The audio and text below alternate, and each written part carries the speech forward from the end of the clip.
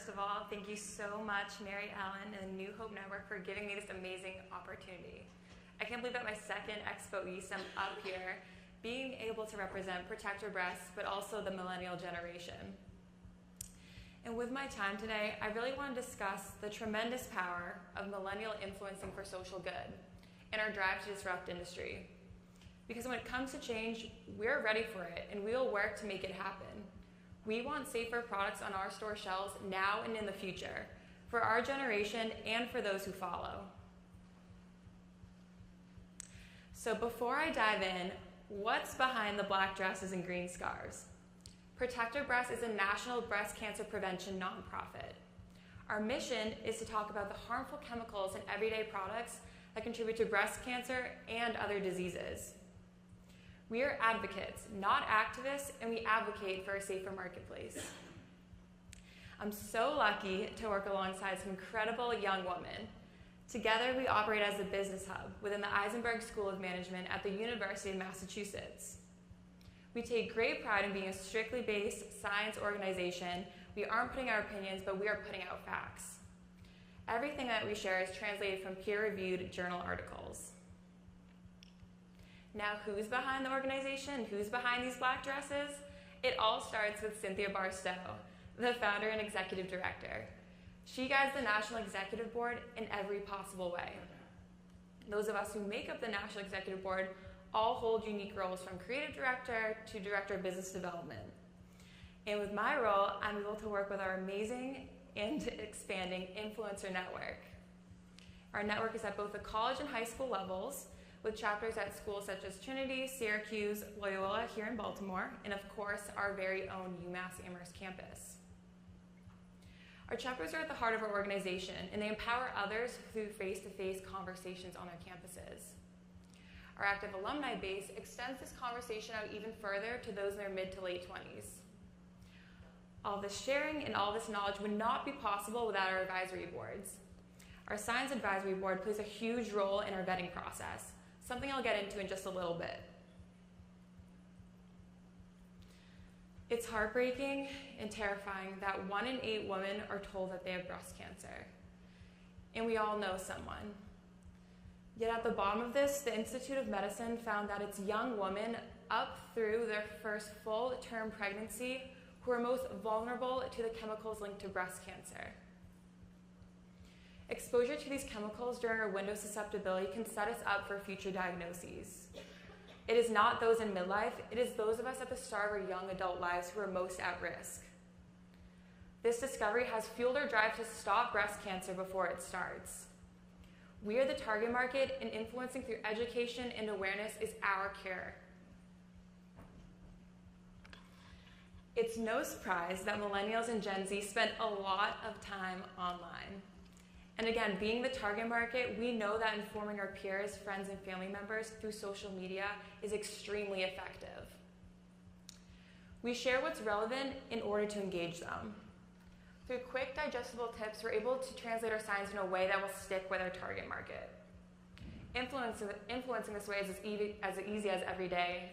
Influencing this way is as easy as one click.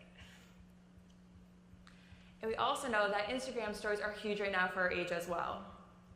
They create micro moments where viewers can absorb information within seconds from people that they can trust.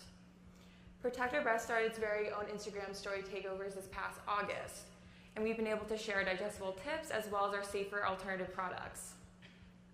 Stories allow us to share in a more personal and exciting way, bringing our followers something new and fresh.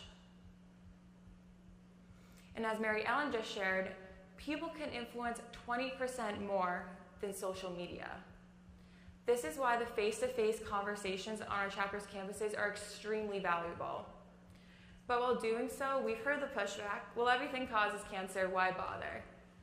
And to counter that, we work with brands and we vet products to place safer alternatives into the hands of those who feel doomed. When demoing these products, we say 1 like equals a potential life saved. That's because in exchange for a product, a peer will like one of our social media pages so that they're constantly exposed to bite-sized pieces of information that can influence their everyday choices, helping them to prevent breast cancer. And the influencers behind these conversations and who share these safer alternative products, They're college students and high schoolers and their friends and family members. All of them have the power to spread knowledge and awareness, and all of them can demand safer products for our store shelves. We're disrupting industry for social good and authenticity. Our end goal is to encourage brands to produce and package their offerings for a safer marketplace. We are sick of reaching for products on our store shelves and not even knowing how to pronounce their ingredients. I want to go to the store and get personal care products that I know aren't harmful. Enough with this consumer burden. Protect Your Breasts has its very own vetting process, but what makes us different is that we look at both the product and packaging. Packaging is a huge issue that is overlooked, but we notice this issue all the time. We are sick of the phthalates, the styrene, the BPA leaching into all of our products. All these chemicals have been linked to breast cancer. With our vetting process, we help brands. We highlight those who care, and we never call out those not up to our standards.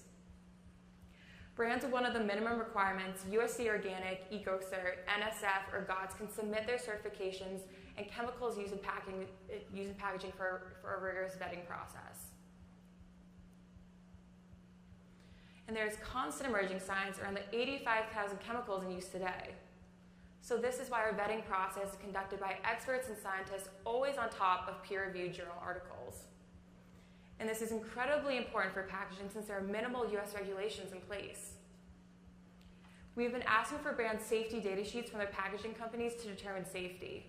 But unfortunately, the information within these documents have been found insufficient for determining the breadth of chemicals. This past spring, our science advisor, Jane Monk in Switzerland, identified the food packaging product stewardship considerations, initiating change to our vetting process. Now a new affidavit is signed and returned, verifying that the certain listed chemicals in these documents are not used in the manufacturing of packaging. It is no longer about pretty packaging and unnecessary overwrapping. We just want to be safe. We do not need the frills. We want safer products for our marketplace, not only for our generation, but for those who follow. And we will continue to influence and we'll continue to disrupt industry until we get our safer marketplace. Because when the consumer burden is gone, our friends and our family members won't have to protect themselves from breast cancer. Because you will. Thank you.